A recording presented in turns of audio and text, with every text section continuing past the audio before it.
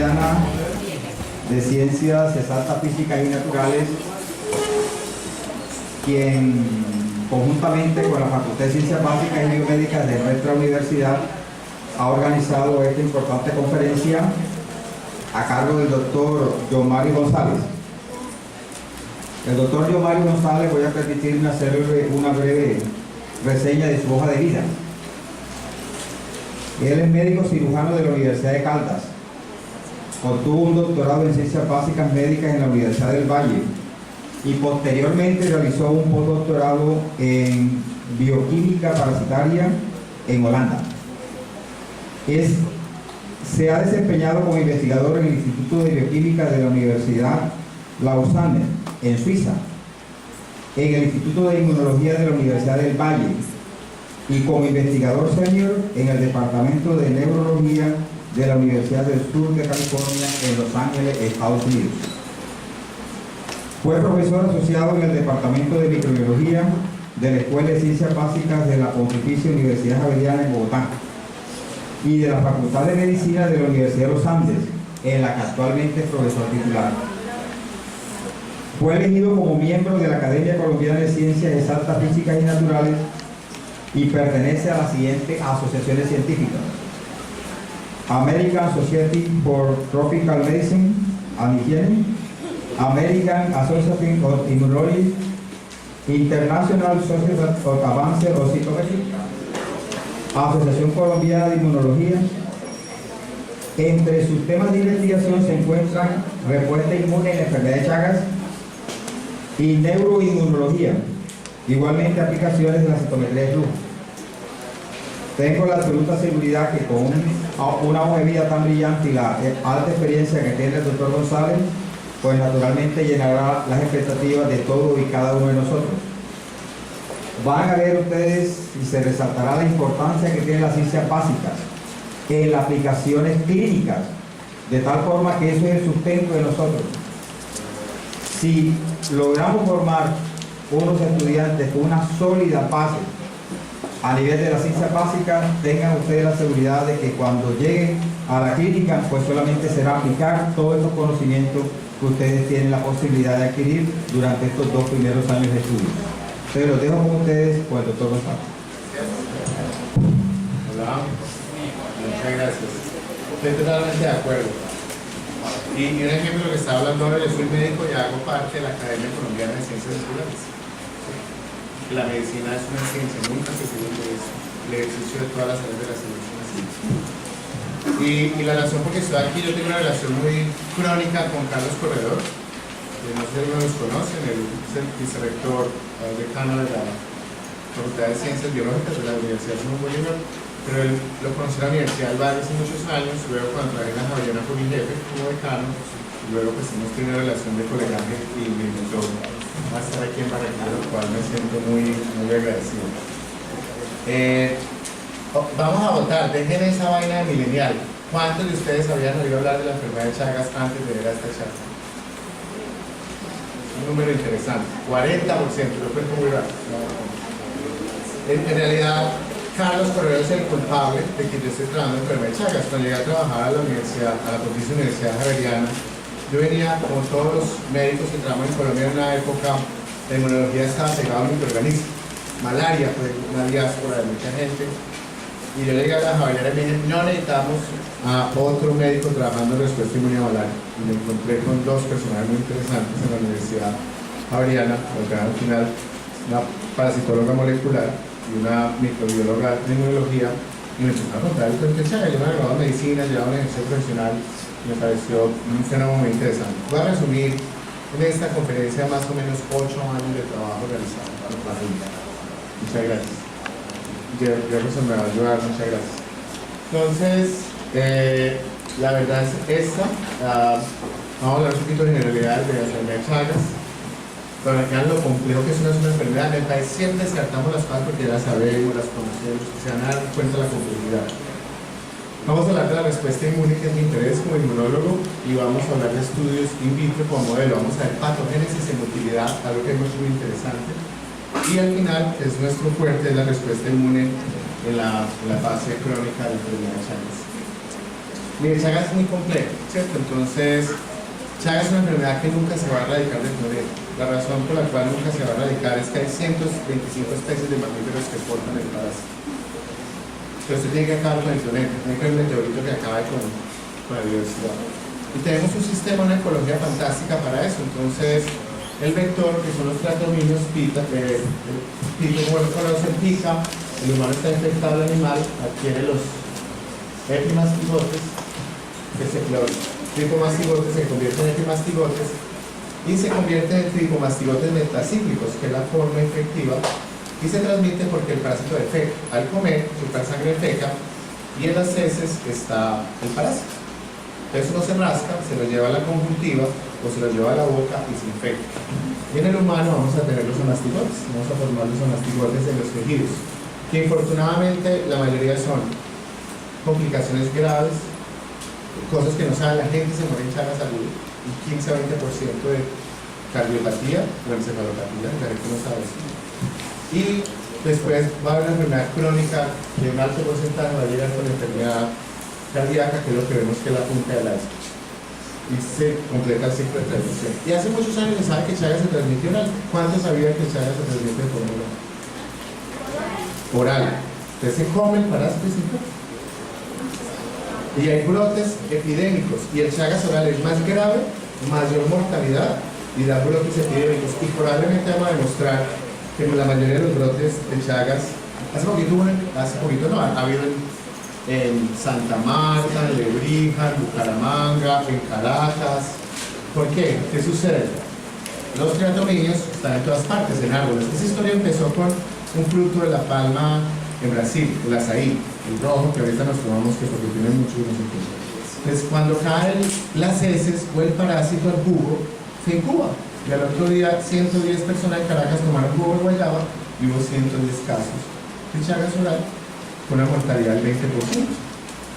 Entonces, el Chagas oral cambió completamente. Es una enfermedad hemática que tiene transmisión.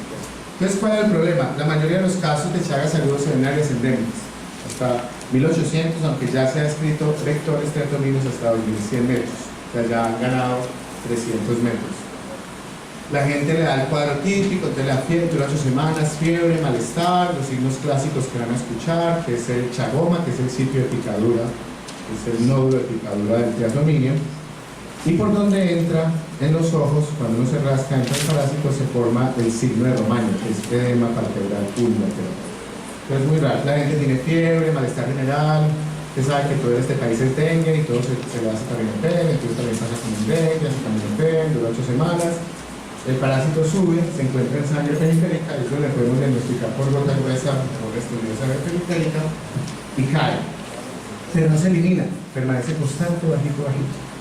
Y después de la fase aguda, llegamos a una fase crónica, digamos asintomática, que ocurre después de las 8 o 10 semanas de los síntomas, y la mayoría se detectan asintomáticos, se detectan en pruebas de banco de sangre, ¿sí? Porque el Chagas está incluido dentro de las pruebas que son requeridas en banco de sangre para transfusión sanguínea desde el año 1995. Esta gente no le pasa nada, están ahí tranquilos. Sin embargo, en 10, 20 años, algunos de estos pacientes empiezan a hacer daño cardíaco. 90% es un daño cardíaco. Con la miocardiopatía, nosotros vemos siempre la miocardiopatía muy avanzada, es la miocardiopatía infecciosa más común en el mundo y la mortalidad de la miocardiopatía chagásica es del 80%. La cola de pacientes en espera de trasplante cardíaco es inmensa. Y eso no lo ve uno hasta que no se mete con el agua. Y yo recibo corazones, ¿cierto? Me dan explantes, me dan pedazos, eso es un caucho. Es más fácil cortar un caucho, una llanta de camión, que un corazón de un chayazo. Es un proceso crónico. El 90%. Existe la otra 10% que son complicaciones digestivas, sea calacia esofágica o sea megacolon, pero es menos común. Y eso puede durar. Y algunas personas probablemente nunca desarrollan la enfermedad. Es una enfermedad compleja, es una sola enfermedad muy compleja, tiene muchas fases clínicas y el genoma del parásito ya está secuenciado. Son 12.000 genes.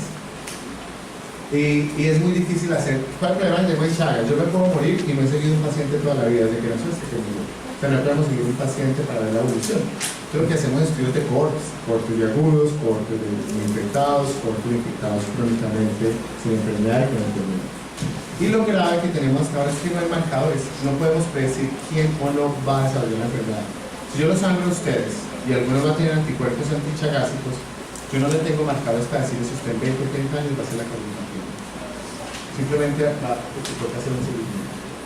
Y para complicarlo, existen genotipos de parásitos, y en Chagas los llamamos DTUs, unidad de identificación discreta, y hay 7.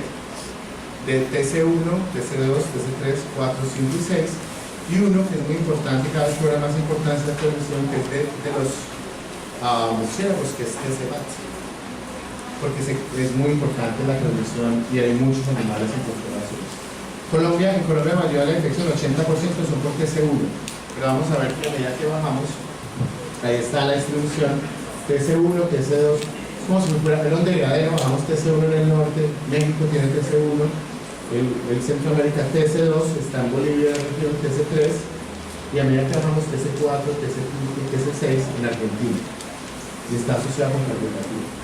¿Saben cuáles son las explicaciones de esto? Yo acabo de publicar un artículo demostrando eso. Entonces en el degradero, a medida que bajamos del norte a sur, va aumentando la diversidad, y eso tiene implicaciones en esto, reactivos para el diagnóstico. Yo he conocido pacientes con chagas, cardiopatías chagásicas, los mando a laboratorios de Bogotá y les puedo hacer negativas. Graves en esto, el criterio de diagnóstico para la enfermedad de Chagas son 2 pruebas serológicas de fundamento diferente, o sea, una ELISA, una fluorescencia, una aglutinación para poder cogerlos. ¿Qué es lo que ha pasado? Se clonaron unos genes del parásito que son usualmente 4, 5 y 6, y con eso se hizo la mayoría, o TC1, que se hicieron la mayoría de los estuches comerciales de diagnóstico. Y muchos estuches comerciales son desarrollados en Brasil y en Argentina. Los aplicamos en Colombia y de negativo. ¿Por qué? Porque las secuencias que usaron no son reconocidas por los pacientes, por los de los pacientes. Acabo de publicar un artículo donde los mandé a varios hospitales, pacientes positivos, y la mayoría de los estudios comerciales son negativos. Es un problema de diagnóstico, hay gente que lo sabe y no lo tiene. Entonces, es muy importante que tengan eso en cuenta. Bueno, vamos a meternos ya en la inmunidad. Entonces, hay un parásito, me la explico. El parásito se mete en los macrófagos, entonces inicia una respuesta inmune y una respuesta innata, es muy importante, pero como vamos a ver, el parásito le baja toda la capacidad inmune al macrófago, la capacidad de presentación, los radicales de producción. Luego se conecta con la respuesta innata y tenemos dos, tenemos los tripomastigotes arriba que son extracelulares, obviamente vamos a tener anticuerpos para bloquearlos y las células CD4 que ayudan a los B para que produzcan los anticuerpos, y en el caso del intracelular, la siguiente por favor, aquí está el parásito intracelular, pues son los linfocitos CD8 que van a reconocer el parásito, que van a matar específicamente estas células infectadas. Entonces digamos que hay un panorama completo. Vamos a ver la inmunidad innata. Chagas tiene un problema, infecta células inmunes y no inmunes, y los mecanismos son diferentes. Nosotros publicamos también hace ya varios años que en el caso de Chagas cerebral, ¿ustedes sabían que Chagas cerebral? Chagas cerebral infecta los astrocitos cerebrales, así como toxoplasma infecta, Chagas infecta los astrocitos. Y no se defienden también. Infecta células inmunes, sobre todo los macrófagos, y ¿qué es lo que hace? Bajar lo que el macrófago hace. TNF para hacer inflamación, lo baja. Gamma interferón para aumentar la capacidad oxidativa, presentación biológica, lo baja. Y altera la producción de los radicales de oxígeno, o sea, le baja toda la capacidad. En las células no inmunes, como los cardiomiocitos, los astrocitos, no conocemos lo que implica protegerse, o sea, cuáles son los mecanismos de protección inmune. Y lo que sabemos en biopsias de cardiopatía chagásica crónica es que hay muchos eosinófilos y neutrófilos, y los eosinófilos producen proteínas tóxicas que dañan el cardiomiocito, y en cada tejido hay muchos eosinófilos. Este es un video de laboratorio, ustedes van a ver, es un macrófago y hemos infectado 2 parásitos con verdes, los pusimos macrófagos. Ustedes ven, es vivo. El parásito está peleando ahí dentro del macrófago, y la forma como activamente por motilidad el parásito entra a la célula y forma la vacuola parasitófora, y ahí se vuelven mastigotes. Estos 2 parásitos intracelulares. Sigue con. Entonces es lo que hace. Acuérdense que tenemos los receptores de patrones moleculares, que son los PLRs.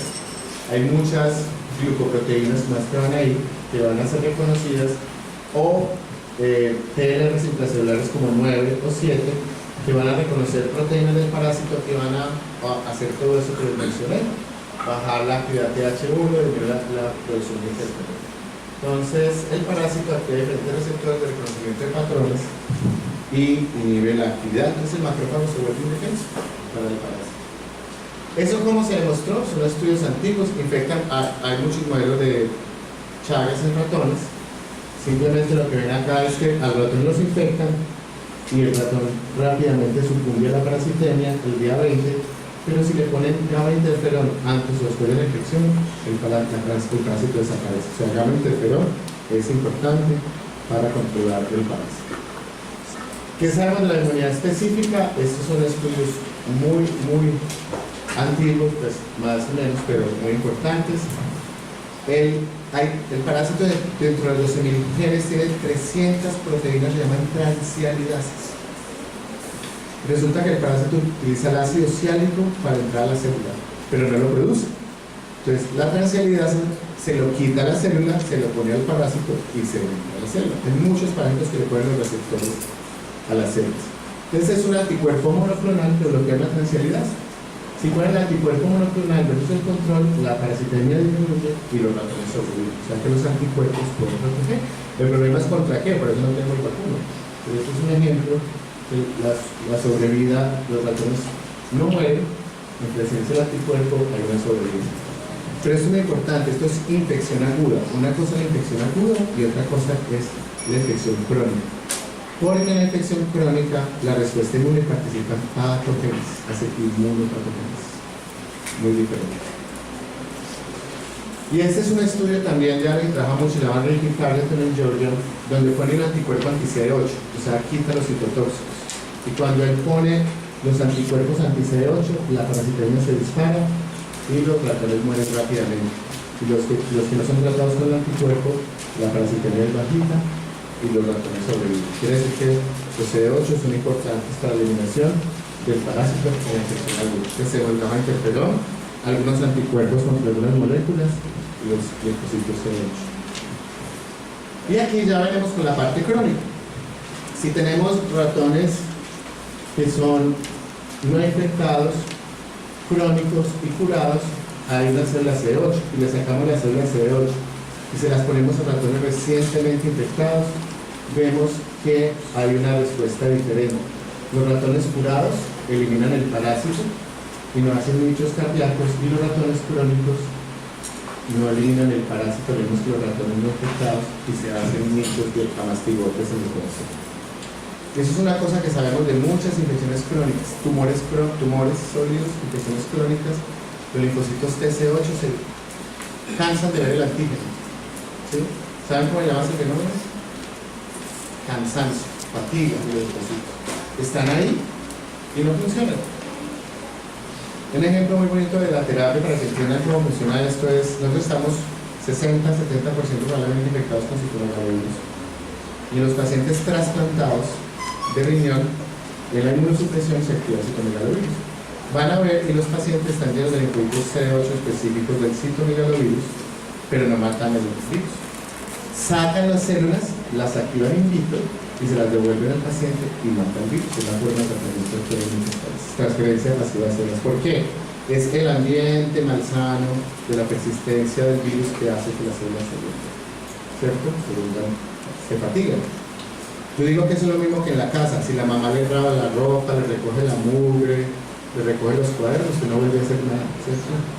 Entonces, es exactamente lo mismo. Ustedes sufren fatiga clonal después de llegar a sus obligaciones universitarias.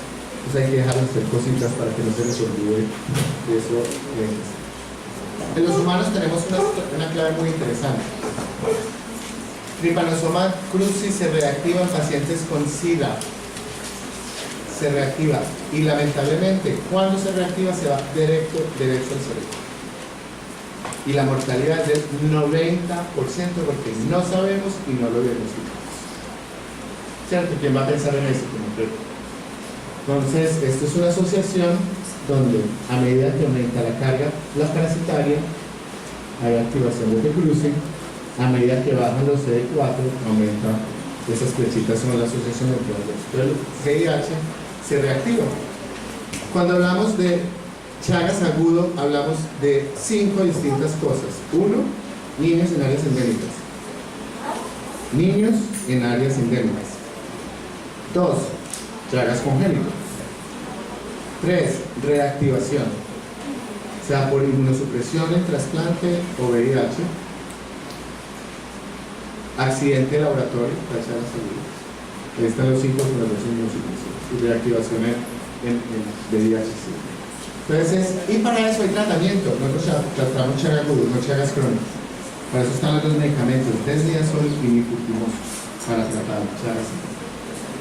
Bueno, resumen. En la infección aguda es protector, el gamma interferón, ya lo vieron. Los linfocitos CD8, ya lo vieron, si los quito se empeoran. Los anticuerpos, pero ¿contra qué? ¿Cierto? ¿Qué mecanismo? No sabemos. En la infección crónica, los linfocitos CD4. Sin embargo, en la infección crónica, los CD8 participan más en patogénesis de esas moléculas inhibitorias, que es parte de la charla que vamos a hacer. O sea, son mecanismos generales muy definidos, pero conocemos los pacientes y que los hemos podido estudiar estudiando pacientes en fase aguda, pacientes en fase crónica, no cardiópatas y pacientes con cardiopatía crónica. Hacemos estudios de cohortes para poder definir, porque va a ser muy difícil seguir un paciente a lo largo. La enfermedad puede tener un desarrollo de 40 a 50 años y nunca los vamos a poder seguir. Bueno, yo hago preguntas, de aquí en adelante va a hacer muchas preguntas. Esta es la primera. ¿Alguien sabe quién es este señor? Por ahí levantado la mano. Por una pregunta, no sé quién es. ¿No sabe quién es? No, pero tenía una pregunta que Es un personaje, una de las personas más fascinantes que yo he conocido en mi vida. Holandés de nacimiento. Llegó a trabajar en Colombia en 1963 en la Universidad de los Andes. Felipe Gul. ¿Ah? Felipe Gul. Fue el profesor de Felipe Gul. Fue el tutor de Felipe Gul. Se llama Johannes Cornelis Marinkel. El Indiana Jones de la microbiología. Las colecciones más grandes, él era médico, zoólogo, biólogo, botánico, micólogo y salubrista público. O sea, él estudió todo eso. Tenía un doctorado en la Escuela de Medicina Tropical de Higiene de Londres. Yo llegué a los Andes en el 2006, venía de Estados Unidos y cuando lo veo no lo podía creer. Y era una persona muy huraña. Establecimos una relación increíble. Él murió hace 5 años. A su nombre hay muchos parásitos y mosquitos, Anopheles marinkelei, Trypanosoma marinkelei. ¿Por qué lo traigo? Porque Trypanosoma marinkelei es un trypanosoma que se inició para ese estudio de TC1, TC2, TC4. El hombre, hay mitos, él se inyectaba los parásitos y las bacterias para traerlos a Colombia. O sea, se los ponía en Marruecos, los traía y se los sacaba en la Y fuera de eso, tiene la colección de huevos de pájaros más grande del mundo, que lo regaló el Instituto von Humboldt, la colección de murciélagos más grande del mundo, que también está en von Humboldt y las historias, ustedes no se imaginan las historias, o sea, yo pasaba horas. Me dijo, no, una vez estaba en Vallasolano y tenía que capturar unos murciélagos que estaban solo en una cueva. Me metí a la cueva a coger y subió la marea. Y me quedé toda la noche en la cueva, sintiendo que los murciélagos me mordían la cara. Pero ya los tenía, entonces le tocó esperar a la mañana, bajó la marea y salió con los murciélagos. Este es un personaje de verdad que yo admiro mucho. Bueno, como no sabían quién era, ella sí la deben conocer, ¿cierto? Todos. ¿No? Les voy a dar ayuda, vea. Mejor dicho, por acá, profesor Díaz, Romina deben saber la respuesta. ¿Alguien sabe quién es esta señora? Les voy a dar una pista. ¿Me da la pista yo? La siguiente. De Barranquilla. ¿Y qué hay allá? Arriba, aquí arriba, ¿qué es? La luna barranquillera. Ah, ¿sí ves que sabe yo? Nadie sabe quién. Si sé yo que soy paisa. La novia de Barranquilla. Estercita por eso. No, vamos muy bien. Vamos perdiendo. Vamos a seguir. Ok. Esto lo hago por una cosa muy sencilla. Yo le digo a los estudiantes que mejor ganaría plata como stand-up comedy, que no lo hago muy bien. Pero ustedes saben, en su generación, ¿cuánto es el tiempo de atención? En minutos. Le ponen a los cuántos minutos están chateando después de que empiece una conferencia. El tiempo de concentración a su edad son 10 minutos. Entonces yo rompo ciclos, hago ciclos para que la gente vuelva y recapture. Bueno, y después de todo este ladrillazo del sistema inmune y tiranosoma es complicado. Bueno, vamos a hablar de esto. Respuesta moral. Mi grupo se llama Ciencias Básicas Médicas Unidades. Tiene el nombre más pretencioso del mundo, pero así lo recibí en el 2006. Es reconocido por Conciencias y todas las investigaciones que van a ver fueron desarrolladas por estudiantes de medicina de pregrado hasta graduados. Dame la siguiente idea, por favor. Vamos a hablar, el parásito tiene una forma importante, es que todos los parásitos se tienen que ir a la célula que van a invadir. Van a la anterior. Motilidad. Dos formas tienen flagelos externos, el epimastigote para desplazarse en el intestino del vector y el tricomastigote para desplazarse en los mamíferos. Entonces, desplazamiento del vector, desplazamiento del hospedero, invasión celular porque hace penetración activa. Este parásito necesita la motilidad. Si yo le quito la motilidad, como les voy a demostrar, el parásito no entra bien. Si yo le quito la energía, la ATP, le inhibo la actina parasitaria, el parásito no va a entrar. Pero el problema con los parásitos es que tienen muchos mecanismos de entrada. Usted le quita uno y utiliza los otros. Yo no les voy a aburrir con los nombres. Arriba está el trypanosoma, el tricomastigote y todas las proteínas que se unen a la célula. GT61, GT70, mucina, no sé qué, crucifaína y todos los receptores en la célula. O sea, usted quita este y usa los otros.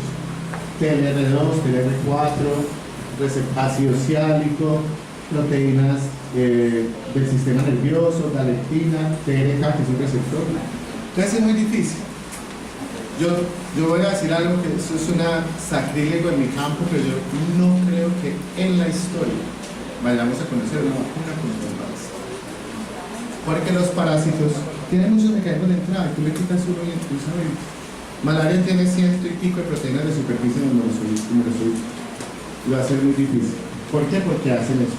Y este parásito posee múltiples moléculas involucradas en el proceso de invasión celular. Tenemos muchos anticuerpos. Yo les saco y tengo sin cuerpo, pero predominan con la transgeliasa. Le dije que la transgeliasa lo que hace es quitarle el ácido ciálico a la célula para ponerse al parásito para entrar. Les muestro un anticuerpo monoclonal que venía a la entrada. Y el resto tenemos los mecanismos clásicos del sistema inmune, fijar el complemento para que la célula muera el complemento. ¿Por qué los tricomastigotes están en sangre y no los mata el complemento? ¿Cierto? Es lo primero que hace. Cualquier superficie microbiana entra, se dobla el complemento y se le pega al C3. ¿Cierto? Trypanosoma cruzi tiene un análogo de CD59, el inhibidor. Apenas se le pega C3, se quita el complemento encima. Entonces, mejora la fagocitosis de los anticuerpos, la actividad de los NK a través del receptor FC, citotoxicidad dependiente de anticuerpos, se le pega el anticuerpo al parásito, la región FC se le pega al NK, el citotoxicidad. Y lo que vamos a ver es que algunos inhiben la invasión del parásito a las células. De nuevo, anticuerpos contra transgeliasas han demostrado actividad biológica in vitro e in vivo. Y ahí está. Anticuerpos que neutralizan acá arriba, anticuerpos que opsonizan, mejoran la fagocitosis. Está, digamos que este es el parásito, y anticuerpos que activan el complemento para que sean muertos. O sea, el complemento, la vía alterna, o sea, la innata, no mata al parásito. Si se le pega al C3, se lo quita. Pero cuando se le pega un anticuerpo y se le pega el complemento, sí mata al parásito. Y miren, un parásito con 12.000 proteínas, variabilidad antigénica, presenta mecanismos de acción de la respuesta inmune, como la mayoría de los parásitos, muchos ligandos y posibles formas de entrada hacen que sea un parásito inmune. Bueno, les voy a introducir mi modelo. Se llama proteína, es una proteína llamada KMP11.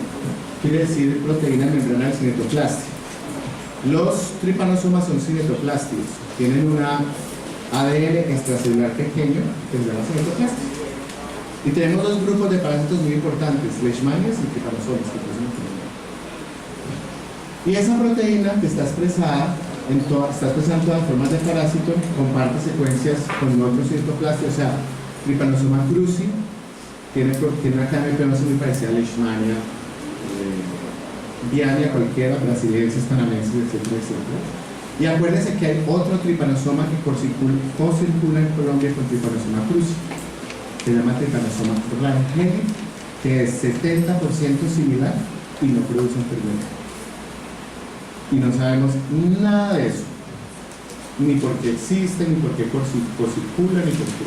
Pero se hace mucha genómica comparativa, como cruzi, rangeli, que tiene 70% parecido al genoma, no hace nada, y Trypanosoma rangeli, que no hace nada, y cruzi sí hace. Entonces, comparando los dos genomas, puede cambiar el otro.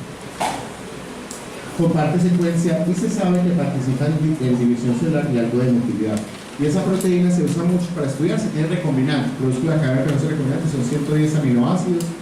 Y contra esa proteína hay anticuerpos y se ha utilizado anticuerpos en leishmania visceral, por la leishmania anual, infantil, etc. Hay anticuerpos contra la leishmania cutánea y hay anticuerpos contra el Trypanosoma cruzi que lo conocemos. Pero a mí me interesa una secuencia de 9 aminoácidos en la región amino terminal. Aquí está el cuarto aminoácido. Este es un aminoácido de una sola secuencia. Esta es una treonina, una leucina. Y es un péptido que descubrimos que es muy conservado en las diferentes especies de Trypanosoma. Se localiza en la región aminoterminal. ¿Me devuelves? Eso es una simulación del epítope. Aquí está la proteína, que es una hélices, y el epítope estaría acá. Y la siguiente, por favor. Y es un péptido de 9 aminoácidos, conservado entre diferentes aislados, y nosotros describimos que era un péptido que se pegaba al HLA y era presentado en los requisitos PC8 para que hiciera citotoxicidad. O sea que era un epítope citotóxico humano restrictivo. Pero de eso no voy a hablar nada hoy.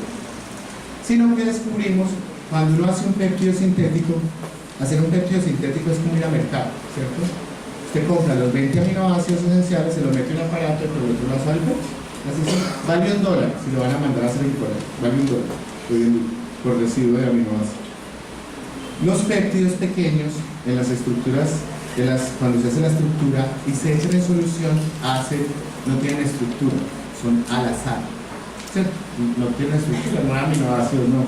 Y descubrimos que este péptido hace una 2,5 alfa-hélices sin estructura, que es muy raro para un péptido de esa estructura. Entonces, ¿qué importancia tiene eso? Que una estructura es reconocida solo usando los 9 aminoácidos en una placa para hacer anticuerpos. Los pacientes con Chagas crónico y sin cardiopatía reconocen el péptido.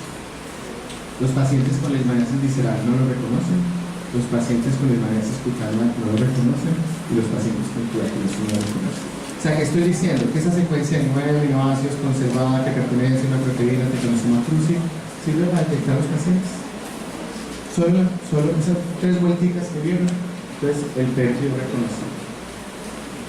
Esos son los estudiantes míos cuando estaban trabajando. Este que a la espalda se llama Juan Camilo Díaz. Ustedes ven el artículo Arial, es el primer autor. Juan Camilo Díaz Soto. Actualmente ya se graduó en anestesiología de la clínica Mayo en Rochester y está trabajando en Nueva York. Y Eli, ya que lo ven aquí, el primer autor del artículo, Eli está terminando medicina interna en el Presbyterian de Nueva York. Y de ellos vamos a hablarles de la motilidad de los anticuerpos. Yo le diría, para ese efecto, inmunicemos conejos, ¿cierto? Y producimos anticuerpos en conejo contra el péptido. Entonces lo que hacemos es inmunizar con conejos con el péptido, evaluamos la interacción del anticuerpo con el péptido, con la proteína con el parásito, y evaluamos la eficacia de anticuerpos en la disminución de la invasión celular. Entonces lo primero es que KMP11 se llama KMP11 porque pesa 11 kiloaltos. Y una proteína de 11 kiloaltos tiene 110 aminoácidos, tiene 100 aminoácidos. Y por Western blot, el suero de los conejos reconocen la proteína. O sea, muy Western blot se reconoce la proteína recombinada. Y miren lo bonito, eso pusieron en la fluorescencia. Lo verde es que el suero del conejo reconoce el parásito. Inmunizamos al conejo con un péptido de aminoácidos y reconoce los tricomastigotes. Inmunizamos acá, el núcleo está en azul, se llama DAPI, y inmunizamos un conejo y los anticuerpos reconocen los amastigotes dentro de esta línea celular. ¿Qué quiere decir? Que con el anticuerpo contra un péptido que conocemos. Pero eso es parásito muerto. Porque cuando uno hace una lámina de fluorescencia, uno fija con acetona con metanol, o sea que perfora la membrana y el parásito está muerto. Pero yo tengo un citómetro de flujo y yo cultivo parásito y tengo el parásito vivo, pongo el parásito vivo y cojo el suelo, paso tricomastigotes y los conejos inmunizados reconocen el parásito vivo. ¿Qué significa? Que la proteína in vivo tiene el epítope expuesto en la superficie para ser reconocido, porque estoy pasando el parásito vivo acá. Eso es lo que ven ahí. Ahí hay un tricomastigote. Los tricomastigotes los marcamos con algo verde y vemos aquí como mastigote floreciendo. Los corremos por citometría de flujo, los vemos acá. Estos parásitos sin marcar y estos parásitos marcados, los conocemos. Y lo que hacemos es que infectamos células. Parásito no marcado, parásito marcado, y a los 3 días vemos esto. ¿Cómo se llama lo que hay dentro de la célula del parásito? Amastigotes. Y están floreciendo. O sea, ponemos el parásito y los 3 días con amastigotes. ¿Y qué echamos? Cultivo con suero control, cultivo de suero de conejo antes de inmunizar, cultivo con suero de conejo después de inmunizar, y se reduce la infección de las células. Quiere decir que el anticuerpo contra el péptido bloquea de alguna forma la entrada de las células al parásito. ¿Por qué tan poquito? ¿Por qué disminuye tan poquito la infección? ¿Se acuerdan? Les mostré 20 formas más de entrada, pero solo por una sola molécula estamos inhibiendo el 30% de la entrada del parásito. Están los otros mecanismos. Entonces, esto indica que hay parásitos, hay células infectadas y que deben marcadamente las células infectadas. Aquí lo van a ver más fácil. Estos son células infectadas y el asterisco marca células que tienen amastigotes. Control lleno de mastigotes, lleno de mastigotes. Suero para inmunización lleno de mastigotes, lleno de mastigotes, lleno de mastigotes, lleno de mastigotes. Suero post no solamente disminuye el número de células, sino que el número de parásitos por célula ha disminuido. O sea, de alguna forma el anticuerpo inhibe la infección de esas células. Bueno, adivinen. Te digo, bueno, ¿cómo funciona esa vaina? Tenemos un anticuerpo contra una secuencia de 9 aminoácidos que bloquea la entrada del parásito. Entonces Juan Camilo se vino con una idea extraordinaria y ese es un video de la Play. Ese es un tricomastigote. En solución se mueven al azar, porque los tricomastigotes necesitan la sangre para hacer nada de frente. Pero ahí se está moviendo. Le puso un tip en la cola y marcó cuántas veces mueve la cola por segundo o por minuto. Llegamos al médico, le das play otra vez. Entonces, ahí está el parásito moviendo, le coge el flagelo, le pone un tip y cada vez que mueve el flagelo marca la trayectoria del número de veces. Bueno, vamos a hacer play. ¿Cuál se mueve más rápido? ¿El de la izquierda o el de la derecha?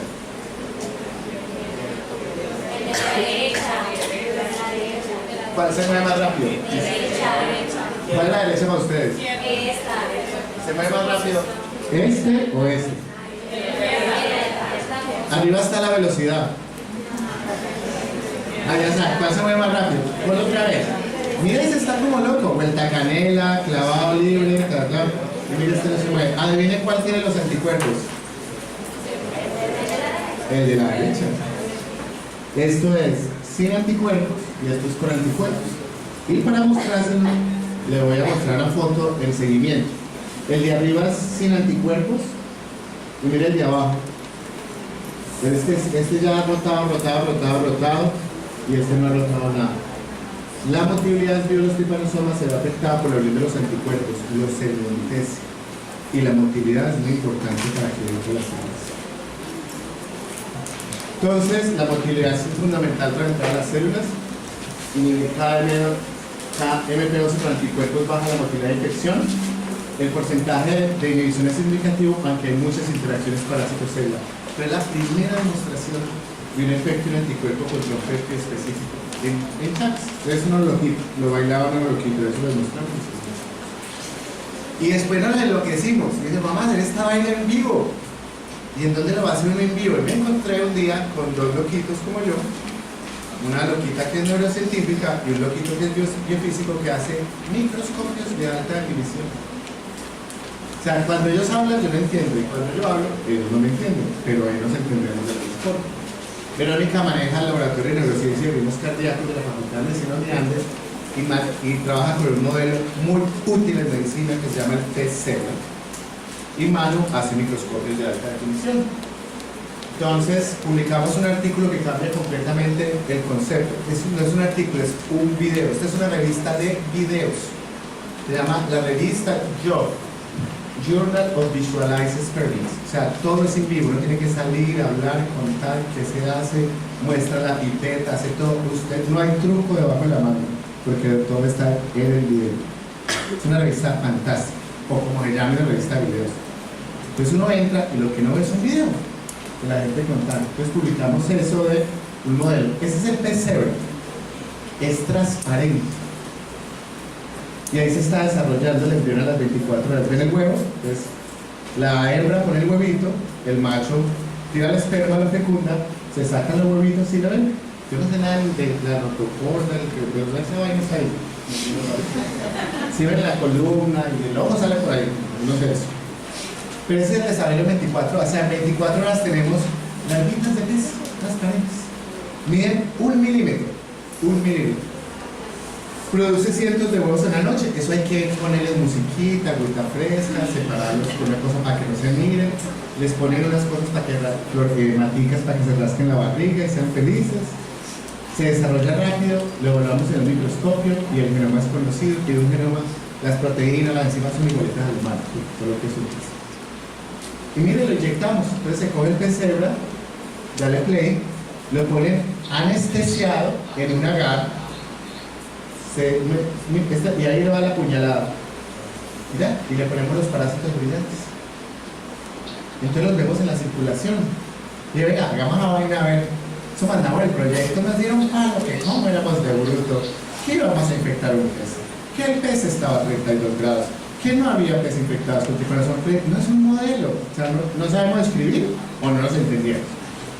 Entonces, la siguiente les voy a mostrar que el parásito circula y ahí sí lo van a mover cómo se ve en circulación, como nada.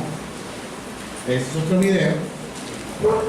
Ustedes ven, este es el saco embrionario, el saco de yo, y ustedes van a ver, si lo ven, la luz no da, pero va a aparecer uno nadando en circulación. ¿Sí lo ven? La primera vez que vemos un parásito Trypanosoma cruzi, de verdad cómo se mueve, nadando en la circulación. Le das play otra vez, aquí pasa uno y casi no lo ven, parece una antena mudaz por acá. Y ahí viene el que sí logramos ver nada, o sea, va en la circulación del pez. Bonito, ¿no? O sea, para jugar, es como un juguete, es como un Lego. Si me da la siguiente, pero miren lo interesante, le das play, una cosa que jamás esperábamos en la vida, el parásito se pega a las válvulas cardíacas. Nosotros dijimos, ¿qué haré paso? ¿Qué modelo? Podemos estudiar muchas cosas. Me das play, y ustedes ven el corazón. Si ven las válvulas y el corazón, y aquí hay un parásito y se pega durísimo. Y el corazón late y se pega, de aquí aparece otro. Y se pega al corazón. O sea, le pegamos a la loca sin habernos dado cuenta. ¿No? O sea, el parásito del pez se pega al corazón.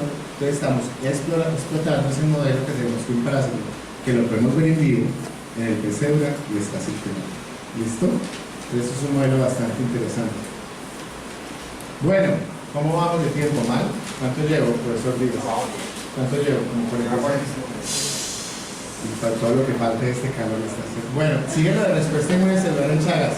Pero antes de eso les voy a hacer un quiz. Entonces, los que tengan celular y computador, por favor se meten a esta página. Se llama socrative.com. Vamos a ver cuántos se van a conectar. Porque yo lo tengo aquí ya en el computador y sé cuántos se van a conectar en este momento.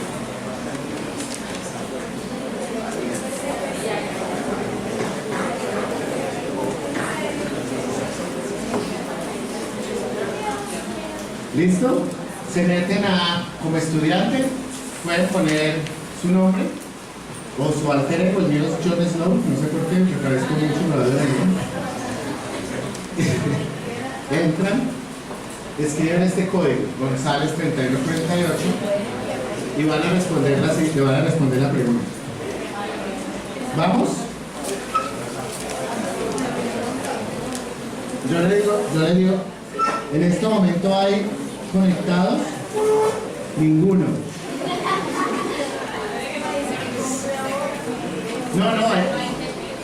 ¿No hay internet? Por favor, conéctese alguno. No hay. Sí, se meten a Socratic.com, se mete como estudiante, es gratuito. Y se hace login como estudiante, meten el nombre, escriben el código. 0 estudiantes conectados. ¿Listo? Hay uno.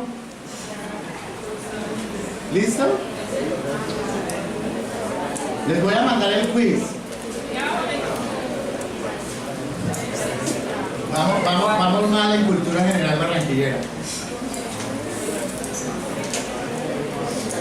Bueno, listo. La siguiente. ¿Cuál es el verdadero nombre con que fue bautizado este puente? Entonces les voy a mandar el quiz.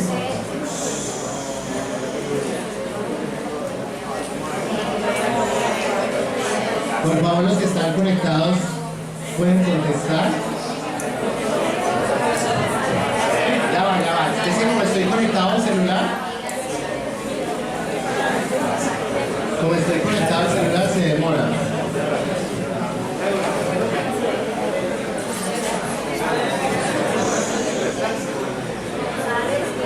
Gonzalo, devuélvete, vamos a soplar. Estoy conectado, lo que pasa es que apenas está conectando mi celular. ¿Listo? Se los voy a despachar ya el quiz. Barranquilla y su historia se llama.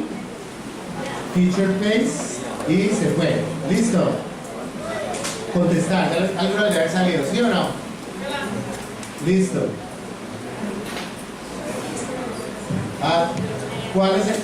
Los que están conectados les aparece. ¿Cuál es el verdadero con que fue bautizado hasta ahora?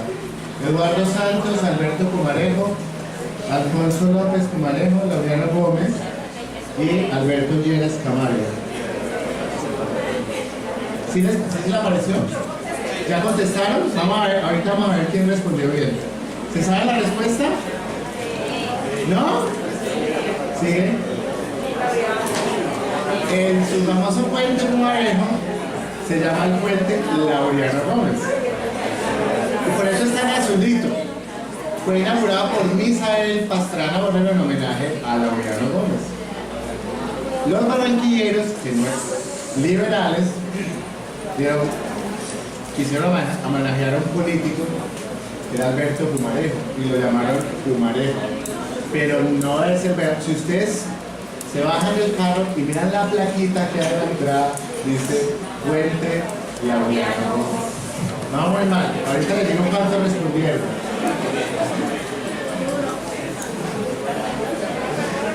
Estoy levantando los reportes.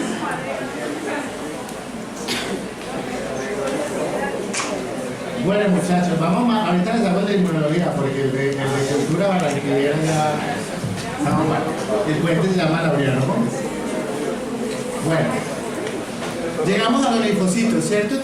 Llegamos a la respuesta, hablamos de anticuerpos y sabemos que los linfocitos CD4 llaman ayudadores.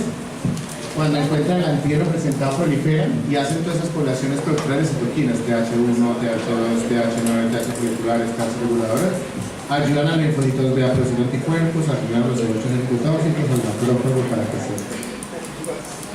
Y el linfocito CC8 encuentra la célula infectada y la elimina, ¿cierto? Como en el caso, aquí tendríamos un cardiomiocito, un astrocito infectado por amastigotes, son presentados por clase 1, por los linfocitos C8 y destruidos por citotoxicidad. Eso es lo normal. Todo eso depende de algo. Recuerden que son 3 señales. La dendrítica, activada por esos PAM, por esas moléculas del parásito, activa los receptores y produce citoquinas. Hay una segunda señal que es la primera es la presentación antigénica, el NHC, el péptido, lo reconoce el TCR. La segunda son las moléculas coestimuladoras, CD28, CD40 en caso de linfocitos B, y las citocinas producidas por la activación de los patrones moleculares a las glándulas PLR, producen una señal y la célula se activa. Eso es lo que ocurre normalmente. Y eso es lo que ocurre en la infección, ¿cierto? La típica, ¿no? Dicen ¿Cómo se llama el transporte público de Barranquilla? ¿Ah? Transmetro, ¿cierto? ¿El virus de influenza es estacionario en Colombia, sí o no? ¿No? ¿Aquí hay estaciones? Pero las del metro, Transmetro. Y yo digo que en Bogotá lo mismo. La influenza en Bogotá es estacionaria. Se transmite en las estaciones de Transmilenio. Una señora estornuda y contamina 40. Lo mismo ocurre acá, entonces sí es estacionario.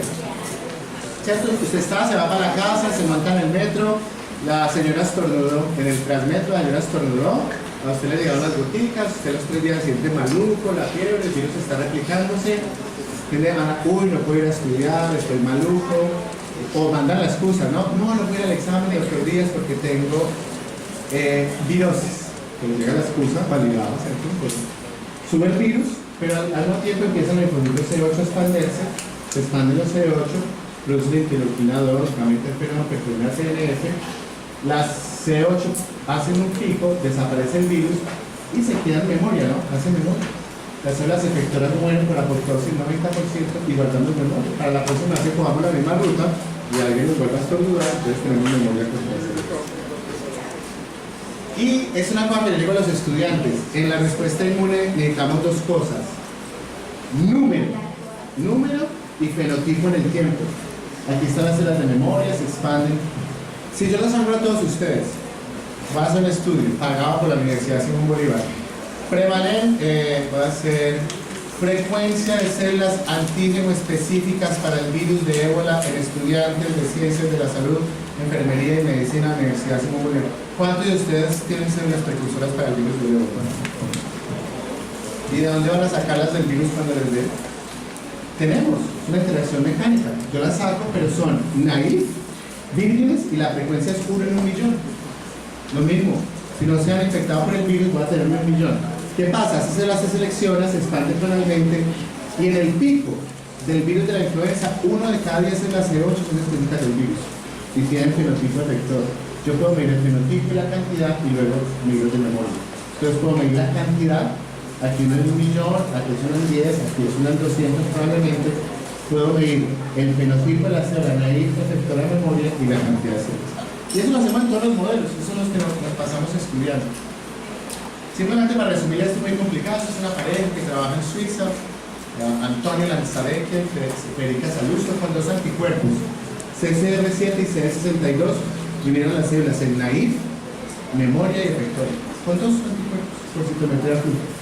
Las podemos describir por el fenotipo, las citoquinas que producen, su capacidad de proliferación y la longevidad. ¿Cierto? Las efectoras viven menos, las de memoria viven más, etcétera, etcétera. Y podemos definir eso. Y en todos los modelos que hacemos, digamos eso, memorias naif, efectoras de memoria y las citoquinas que producen. Eso es lo que les voy a mostrar. Como les dije, yo no puedo seguir un paciente chagásico toda la vida, me es imposible. Entonces hacemos estudios de cohorte. Perdón, esos 4 los miran en células antígenas. Antígeno específico. ¿Qué es el problema? ¿Qué miramos?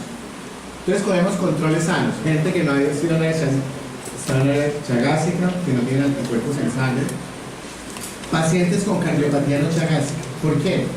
Porque son pacientes que tienen miocardiopatía por hipertensión o por infarto, y lo que queremos demostrar es que el cambio en el sistema inmune no es por la cardiopatía del trastorno vascular, sino por el parásito.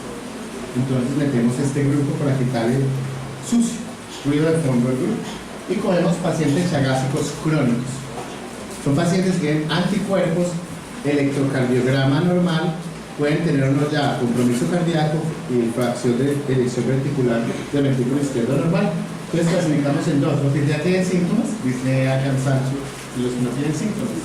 Y así estudiamos todo. Entonces son chagásicos asintomáticos, chagásintomáticos, cardiopatía no chagásica y controles. Tomamos sangre y a veces tengo acceso a corazones, que es lo que más me encanta porque podemos traerse las de corazones de pacientes trasplantados. Entonces ahí están los criterios, aires sintomáticos, tamaño del corazón normal, y los sintomáticos, electrocardiograma normal, corazón aumentado, fracción de eyección del ventrículo izquierdo disminuido. ¿Qué medir? ¿Qué medimos? ¿Qué vamos a medir?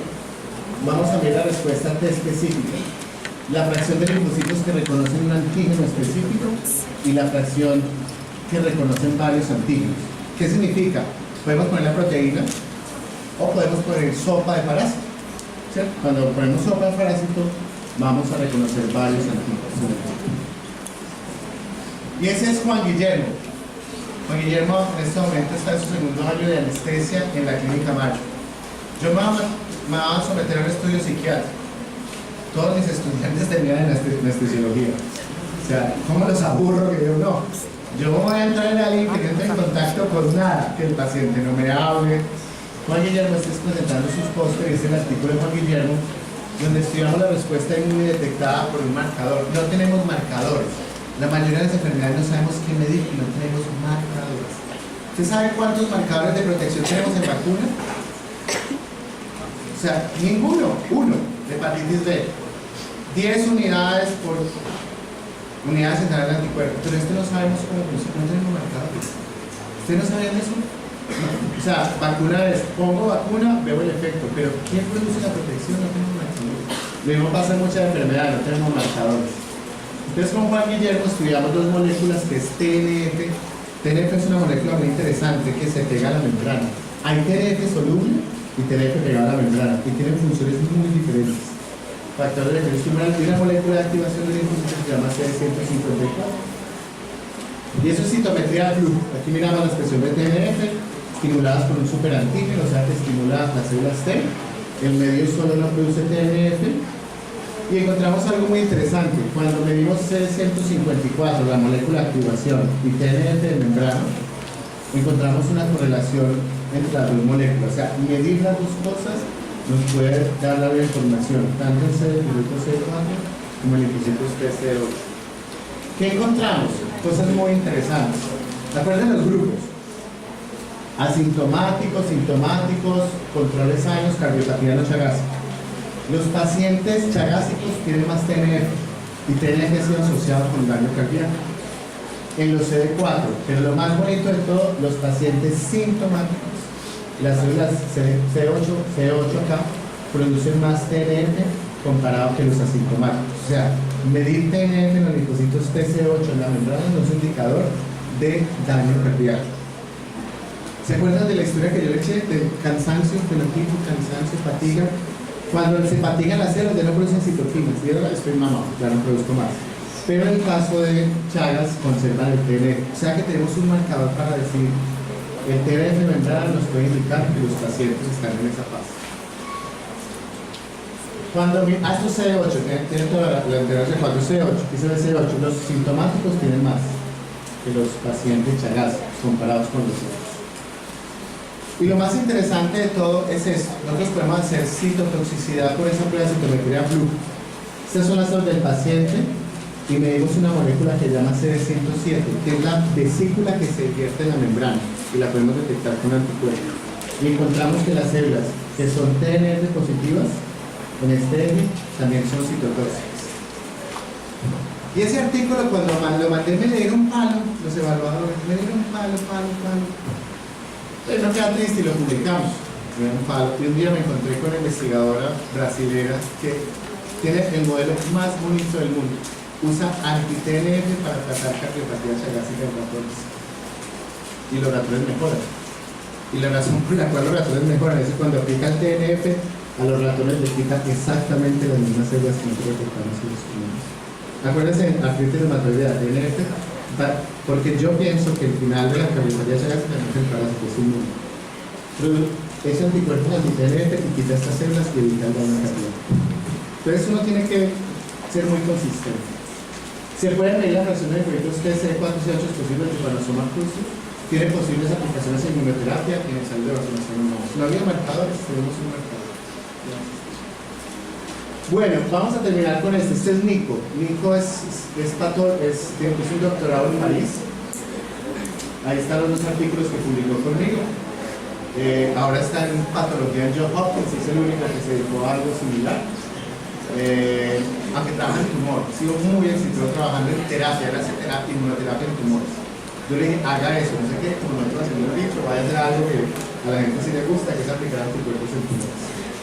Entonces, hacemos lo mismo, cogemos las células CD3, CD4, CD8 y que las marcamos con un color verde que se pega a la célula. Si la célula se divide, el color se reparte en dos. Si esa célula se reparte, entonces podemos contar cada ciclo celular. Como se ve acá, podemos contar cuántas veces la célula se ha dividido y podemos mirar los marcadores que expresan, que son los marcadores de estimulación. No los estimulamos con un anticuerpo policlonal, o sea, una célula que nos diga que, una molécula que nos diga que las células están bien, o con lisado tripanosomatose. ¿Qué pasa con el tiempo? Con lo que yo les contaba, las enfermedades normales. Algunos parásitos persisten y virus. Todos, VIH, HTLV1, hepatitis A, hepatitis B, citomegalovirus, Epstein-Barr, hacen eso. Y las células persisten. Y las células se cansan. Dicen, hemos visto por 20 años este antígeno y no lo radicamos. Entonces no hagamos nada. Dejan de proliferar y dejan de producir citoquinas. Ese es el principio de las terapias tumorales sólidas. Las células en los infiltrantes del tumor son CD8 del tumor, pero no funciona porque el tumor las agota y expresa marcadores de agotamiento. Por eso cuando aplican el anticuerpo anti-PD1 y anti-CTLA4 le quita el freno, que son marcadores de inhibición, y las células explotan y matan el tumor. Es lo que pasa. Entonces hay marcadores de activación persistente y esos marcadores que nosotros usamos se llaman CD38 y HADR, que es la molécula de clase 2, y demostramos en pacientes sintomáticos que tienen más CD38 y tienen más HADR, o sea que esos dos marcadores son marcadores de población de linfocitos activados crónicamente. Volvemos a la inmunología básica. Si una célula no tiene la coestimulación, que es lo que hacen los tumores y los virus, la célula cae en alergia, no funciona. La célula necesita las dos señales. Pero acuérdense que cuando ya está muy estimulada la célula, en vez de CD28 expresa CTLA4 e inhibe la interacción. Ese es el juego, ¿no? Presentación normal, en ausencia de la coestimuladora tengo alergia o no funciono, y cuando ya esté estimulada saco una molécula inhibitoria. CTLA4 es una molécula inhibitoria y es un marcador inhibitorio. ¿Qué encontramos? Que las células de los pacientes tienen menos marcadores coestimuladores, sobre todo los sintomáticos, comparados con los otros. Y la siguiente, que inhibe la proliferación, que este fue un hallazgo increíble. Yo cojo las células C8, C4, las pongo in vitro, las estimulo con una molécula que induce división, que llama mitógeno, y las células se dividen. Paciente normal, a los 5 días se han dividido las células. Pacientes con cardiopatía no chagásica se han dividido, y las células de los chagásicos no se dividen, se quedan estacionarias. El parásito las bloquea. Los pacientes sintomáticos no proliferan como proliferan las células de los pacientes normales. ¿Saben? Usted saca sangre de un chagásico y tiene la mitad de linfocitos TC8 que no prolifera. El parásito hace una locura, las altera. El siguiente, por favor. Y lo que demostramos es la primera molécula que se activa después del TCR se llama CD3Z. Y CD3Z tiene 3 sitios de activación para tirosinases, o sea, para fosforilación. Los normales tienen una gran cantidad de CRZ, los pacientes disminuyen la expresión de CCR que se ve acá. O sea, los pacientes, una proteína del parásito probablemente inhiba que las células se activen porque frena la activación de CD3Z a través del TCR. Pero nos inventamos un modelo, digamos, bueno, hagamos esto in vitro. Entonces, ¿qué pasa? Aquí está CD3Z, ¿no? TCR reconoce el antígeno, se activa CD3Z, que es esta acá. ¿Cuál es la función final de toda la cascada de activación de todos estos marcadores de linfocitos T? Producir interleuquina 2. Interleuquina 2 es el principal factor de división, proliferación y activación de linfocitos T. Si no se activa TCRZ, no hay interleuquina 2, no hay proliferación. Y eso ocurre en la mayoría de casos, ocurre en VIH, ocurre en Chagas. Y las células entran en este proceso que es agotamiento. La persistencia antigénica, VIH, HTLV1, hepatitis B, hepatitis C, hace que persista, el antígeno no es limpiado y empiezan a expresar los marcadores de agotamiento clonal, PD1, CTLA4, LAC, KRG1, 2D4. Entonces son marcadores que nosotros indican que la célula está cansada. Por eso cuando aplicamos un anticuerpo anti-PD1, anti-CD4, ahora anti-LAG3, activamos esas células frente a tumores. La célula está fatigada, se llama cansancio clonal, así como estamos todos en este momento, cansancio policlonal. Lo que demostramos en Chagas es que hay una asociación clara. Entre más empeora A es sano asintomático de cardiomiopatia a punto de trasplante, el número de células C8 que expresan TD1 es más marcado. El número de células C8 que expresa CTLA4. Hay una correlación entre la expresión de receptores inhibitorios y evolución de la enfermedad. Por eso yo creo que no saben, vamos a estar tratando con anticuerpos, monoclonal. Nadie me ha querido dar $1 millón, pero estoy seguro que va a pasar en los próximos años. En otra parte. ¿Cómo está tratando al par la infección con monoclonales? ¿Es lo que quieren decir? En modelos de ratones sí, pero en humanos no creo que pase. Todavía se está dando medicamentos. Ese es el mensaje. Nosotros no sabemos nada de la infección aguda. Hay un incremento del parásito, el parásito desaparece, pero persiste el antígeno. Dos mensajes. Las células, cuando hay persistencia de alguna gente, las células se vuelven efectoras, se pierden las de memoria, aumenta el número de receptores inhibitorios, P1, CTLA4, y disminuye la secreción de citoquinas. Cada cuadrito indica un color y eso empeora. Si nosotros quitamos el freno, y ya lo sabemos, lo acabamos de publicar, tratamos los pacientes crónicos con verminación y pulmón, recuperan las actividades funcionales nuevamente. O sea, secretan citoquinas. Y ese es el gran problema que tenemos. No tenemos un marcador entre sintomático y asintomático de la infección aguda a la crónica. ¿Qué es lo que una persona se vuelve sintomática y sintomática? ¿El parásito? ¿El hospedero? ¿La genética? No tenemos duda, solo de nuestro punto de vista inmunológico, hasta que estudiamos la inmunidad. ¿Qué sabemos de todo el trabajo que hemos hecho? Dando clic, que el número de linfocitos efectores aumenta a medida que pasa de sintomático a sintomático, que el número de linfocitos de memoria baja, que el número de moléculas de activación baja, que el número de moléculas inhibitoria baja, que el número de las proteínas de señal baja y que la proliferación baja y la producción de citoquinas.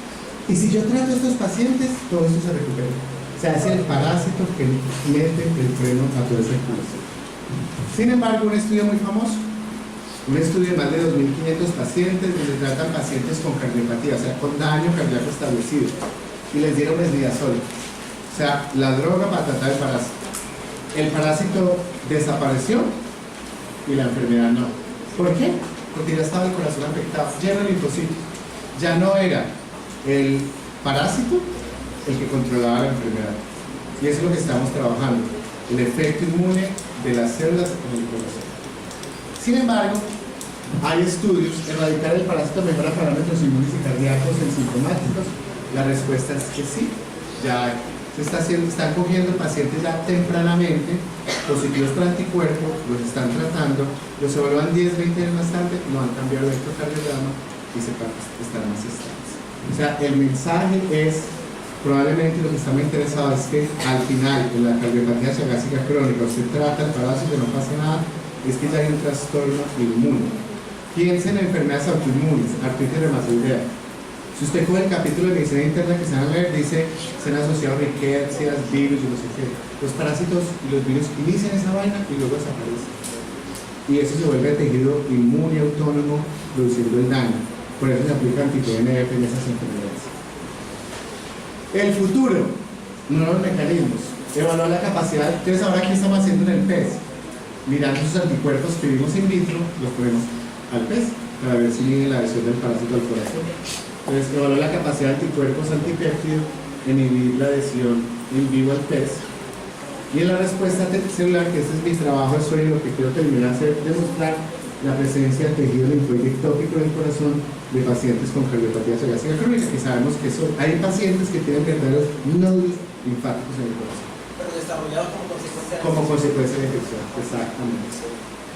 Bueno, esto no se hace solo, ¿cierto? Yo tengo la fortuna de ser la cara del grupo de trabajo, pero esto no se hace solo. Yo les conté la historia cuando llegué a la Universidad Javeriana, del doctor Carlos Correa, no más malaria que se Chagas, Conchita es bióloga molecular, una experticia buenísima en enfermedad molecular, es la actual decana de la Facultad de Ciencias. Adriana trabaja en inmunología celular y los tres trabajamos como un grupo. Somos de dos universidades diferentes, pero trabajamos como un grupo, sin feudos, sin bordes. Los estudiantes van, vienen, el reactivo va, viene, la molécula va, viene, escribimos juntos a tres manos, publicamos a tres manos, compartimos reactivos, estudiantes, conocimientos. No nos gusta el feudalismo en la investigación, no hay bordes para nosotros. Ana María Uribe es la patóloga del Hospital San Ignacio, Nubia Roa la cardióloga, Natalia Bolaño, mi asistente en el laboratorio, y aquí están las otras dos personas, Verónica, que trabaja ritmos circadianos en el TCebra, que ya se metió por el parásito conmigo, y Manu, que construye sus microscopios. Ustedes ven la imagen del parásito. Eso se hace a través de una técnica que se llama spin, que es como un tag.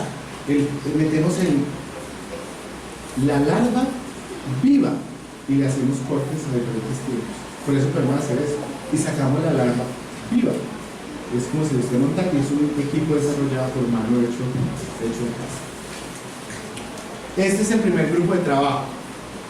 Aquí es donde yo saco la goteca, y ahí me disculpo, porque la persona en este momento de rango más bajito en esa foto soy yo. Todos los estudiantes que pasan por el laboratorio, les puedo contar dónde están, pero veremos así, pero todos están graduados fuera, trabajando fuera, haciendo cosas en neurología, en diferentes partes del mundo. Juan Camilo acaba de ser enviado por GlaxoSmithKline, trabaja en el departamento de vacunas, ahora está en Toronto. Lo bueno de tener gente es que tengan un cuarto adicional para lo pueden visitar y no pagar arriendo pero eso es cierto. Este es el grupo anterior, lo mismo. Y la siguiente, por favor. Quiero agradecer mucho a la universidad, a Simón Bolívar, a la academia. Soy miembro de la Academia de Ciencias Naturales, Físicas y Exactas, como lo dije. Al doctor Carlos, profesor Carlos Corredor, que lo conozco hace muchos años. A Romina, Jefferson, que me ha ayudado con la logística. Estoy muy contento de estar aquí. Muchas gracias y espero que haya muchas preguntas. Muchas gracias.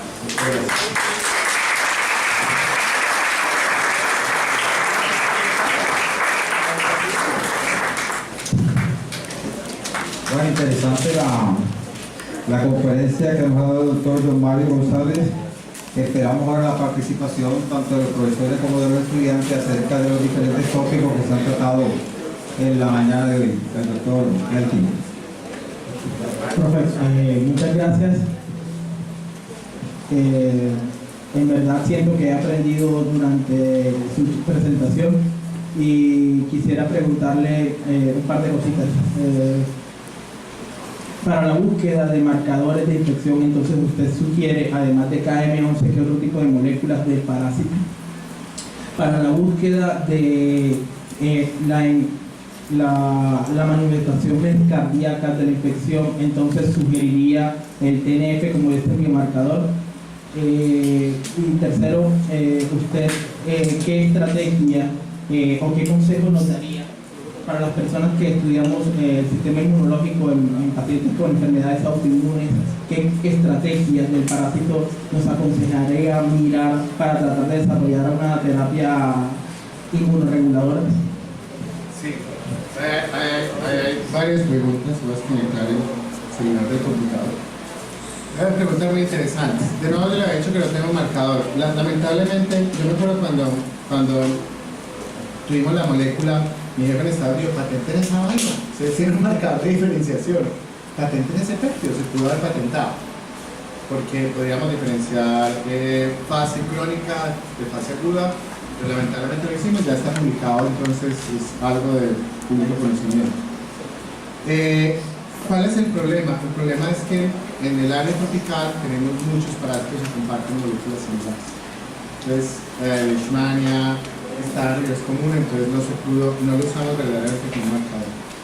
Pero lo que sí hemos estado hablando con varios grupos de investigación en el mundo es que la molécula se ha incorporado en los kits diagnósticos y probablemente hay un grupo muy grande en Estados Unidos, Baylor College, trabajando en vacunas, y estamos hablando de que la molécula deben ensayar y incorporarla. Es el grupo que más tiene dinero en este momento. Es el grupo de Peter Hotez, que es un pediatra saludista público, tiene mucho dinero en la Fundación Carlos Slim y está haciendo pruebas de vacunas contra el corazón cruzi, y estamos hablando en los últimos meses diciéndole incorpórala.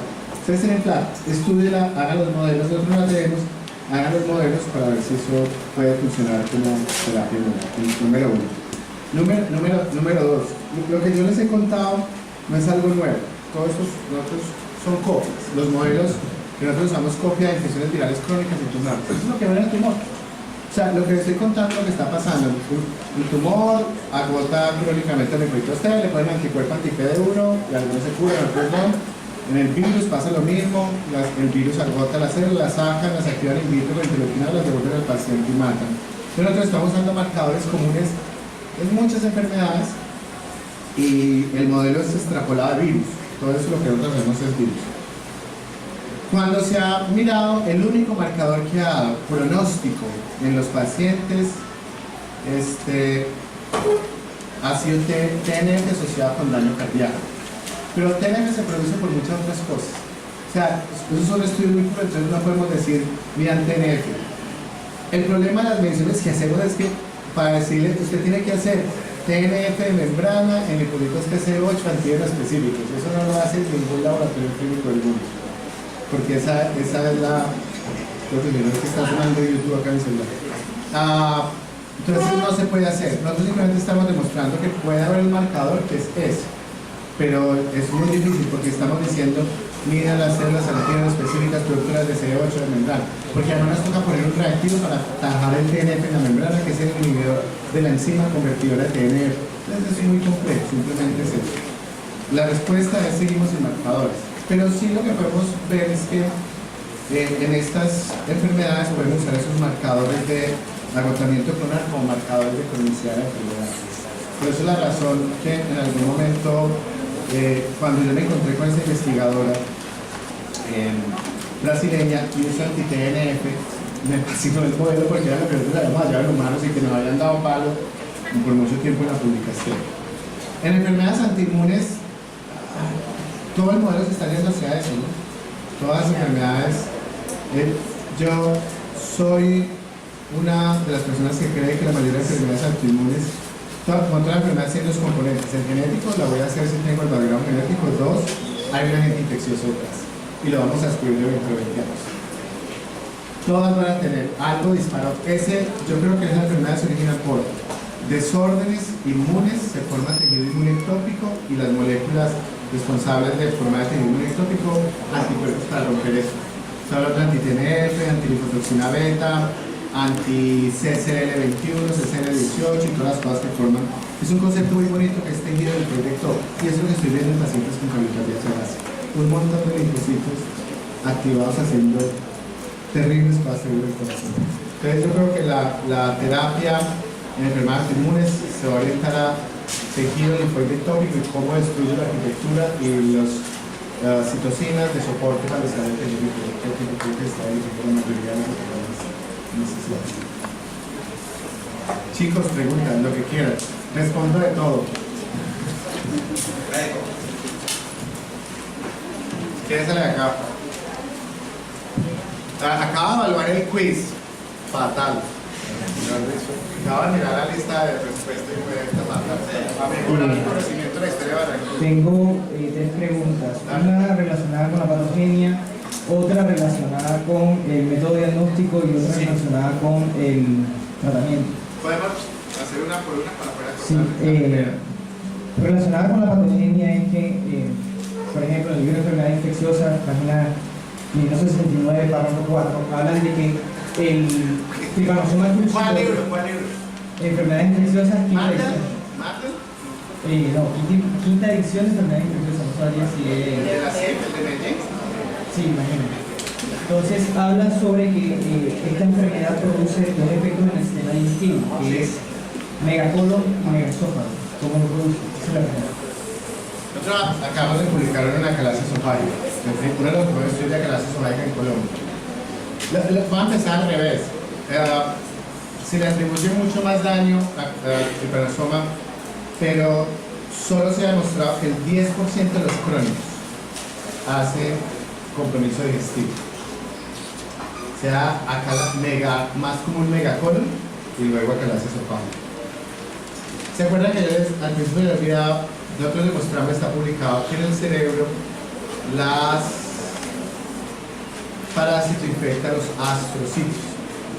Y eso pasa en el sistema nervioso periférico. El parásito probablemente infecte la glía del sistema nervioso periférico y le quita soporte de los neuronas. En los estudios de megacolonia y galaxia esofágica, cuando cuentan el número de células en el plejo mientérico, está disminuido comparado con acalasia 2. Entonces el parásito probablemente infecta las células de la glía, mata las neuronas que están responsables del mantenimiento de esas células gliales que están responsables, y hay un poquito infiltrado, no tanto como el corazón, encuentra C3, C4, C8, pero es un daño al sistema nervioso, probablemente por infección. ¿Qué pasa? Lo mismo, vemos la punta del iceberg cuando vemos ver el paciente con dificultad para tragar, pues no hay mal parásito, pero han hecho estudios en pacientes de ese tipo que han encontrado por PCR hasta en el casi el 100% de los pacientes vestigios de ADN parasitario en tejidos. La segunda pregunta que está relacionada ya con el diagnóstico, usted, la página siguiente, hablan de que uno de los métodos más viables de diagnóstico para tripanosomal cruzi es el senodiagnóstico, Sí. donde se utiliza una especie de parásito, un vector del parásito que pica a la persona que se cree infectada y pues, ¿usted sugeriría cambiarlo? ¿Alguien está familiar con el senodiagnóstico? Eso es la cosa más terrible del mundo. El senodiagnóstico es poner el vector a que lo pique a uno y luego disecar. O sea, eso técnicamente es... La bacterióloga de la técnica de laboratorio andarían con cajas de anopheles, aedes, triatominios, eso no existe. Es la prueba probablemente más sencilla, ¿cierto? Porque el ojo del vector es mejor que el ojo inmune. Pero eso es inviable desde el punto de vista, primero que todo, ético y metodológico. Si uno puede poner a alguien a picar a alguien con vectores limpios, ¿cierto? Y además uno sabe que más le está contagiando que no sabe, número uno. Número dos, sí es verdad, es la más sensible, pero eso no es una técnica serológica apropiada.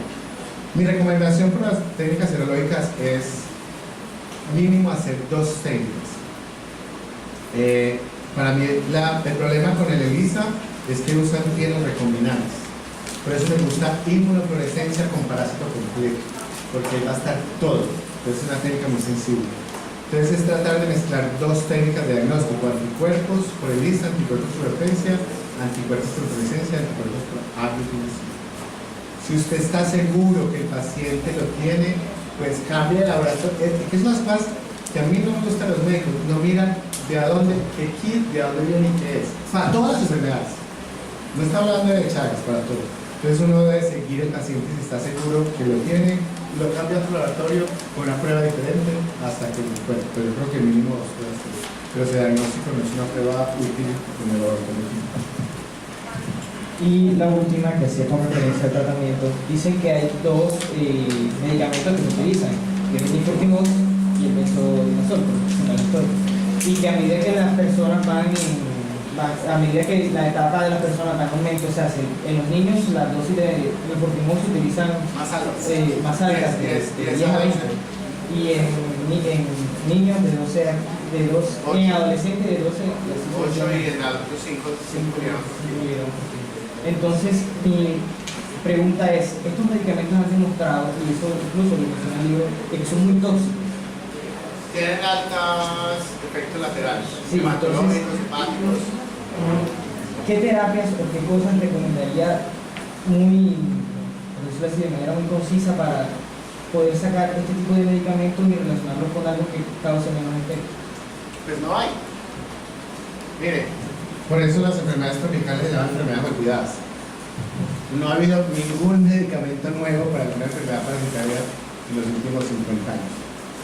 ¿Cómo funcionan el Infurtimod y el Nidazol? Tampoco se sabe. Se cree que hay unas enzimas mitocondriales que lo activan y matan el parásito de la flor. La misma historia para todos, los leishmanicidas, o sea, no tenemos terapia. Hay un esfuerzo muy grande, hay una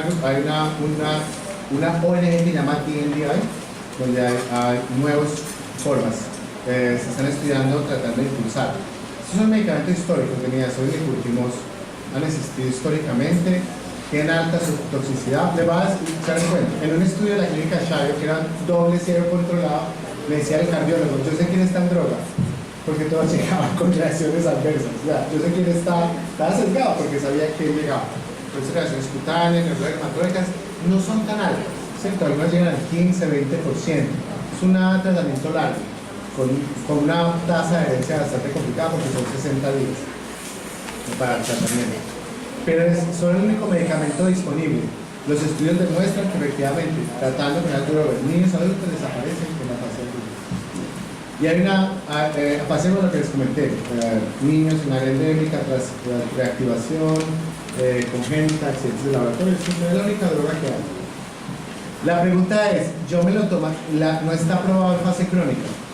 Si yo me infecto y me detectan crónicamente sin síntomas cardíacos, yo me la tomo, porque es el médico medicamento. Yo me la tomo. Y la decisión de tratar a un asintomático es una decisión equilibrada entre el médico y el paciente. Pero si yo me detectan que una vez me estuve accidentado otra vez 10 años, tengo anticuerpos y tengo potencial cerebral cardiopatía gástrica, soy asintomático, electrocardiograma normal, ecocardiograma normal, no me la tomo. Yo no voy a esperar a que me den los síntomas cardíacos. Entonces hay una controversia. Pero no hay medicamentos a la vista en los cuerpos de medicina.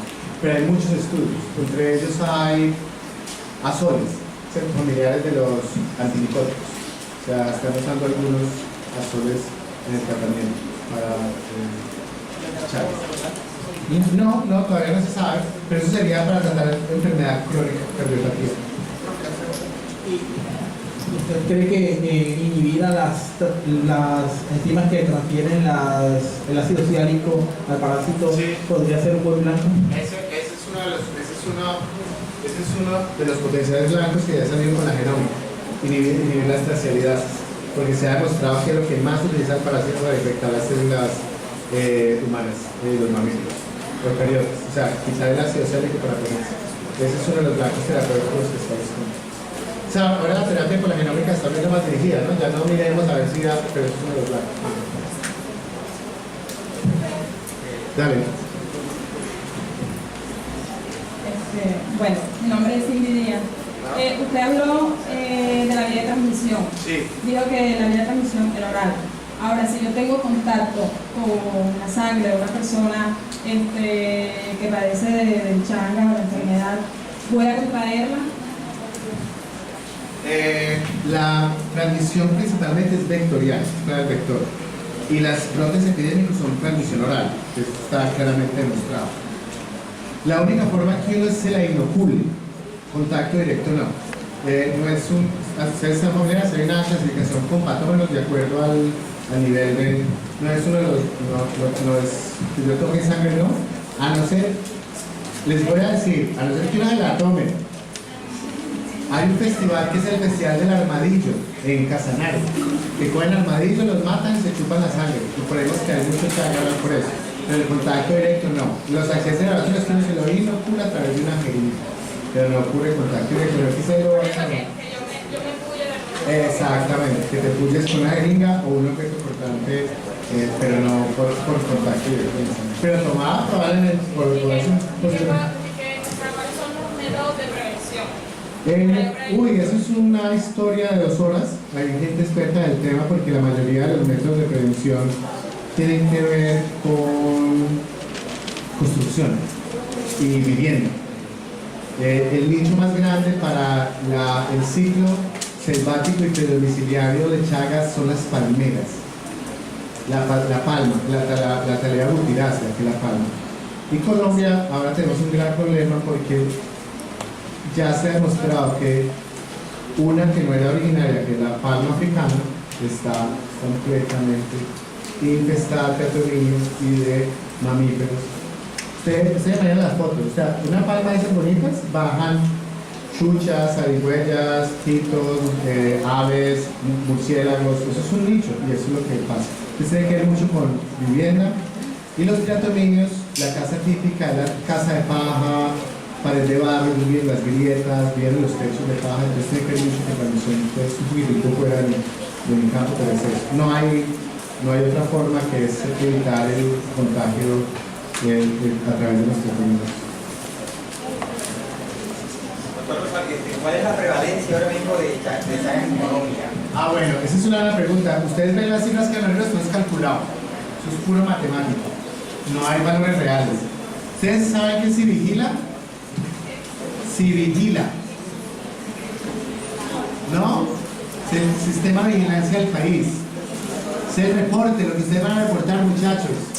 Ustedes son las unidades primarias de generación de datos. Usted le dice paciente con changa llega. Y eso llega al Ministerio, al Instituto Nacional de Salud de Bogotá y al Instituto Nacional que viene el reporte. Eso es lo que determina las políticas. Hay un boletín en el Instituto Nacional de Salud que se llama el Boletín Epidemiológico Semanal, se lo recomiendo, el BES. Cada semana sale uno. Y cada año tenemos los mismos 1000 casos de Chagas. 1000 casos de Chagas. Usualmente no es crónico. Hay un subregistro total. Pero en estudios de serología, en niños escolares, por ejemplo, en zonas como Arauca son 20-30%. En Santander 20-30% publicados. Arauca, Casanare, Boyacá, Norte, Santander, Sierra Nevada son muy altos, pero es la enfermedad con mayor subregistro en el país. Porque no, solamente los cuadros agudos son fiebre, malestar, dengue, fiebre de origen desconocido. No tenemos. Y ustedes bajan el boletín de primer semanal son 56 semanas al año, al final de año dice 1000 casos de Chagas todo el año. Y usualmente son los crónicos que se mantienen yendo al hospital. Se calcula que son más o menos unos 400.000 casos anuales de Chagas calculados por serovigilancia epidemiológica. Zulma Kukunova, que es una médica que trabaja ahora en Londres, demostró un artículo muy bonito recién publicado que en Colombia solo diagnosticamos el 1.4% de los casos de Chagas anuales.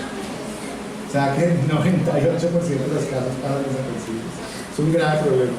Y cuando uno ya llega con la cardiopatía,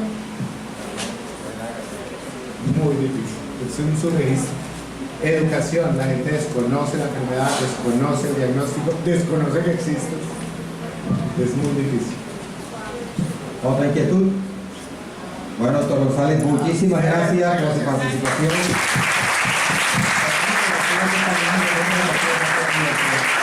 Y a todos ustedes,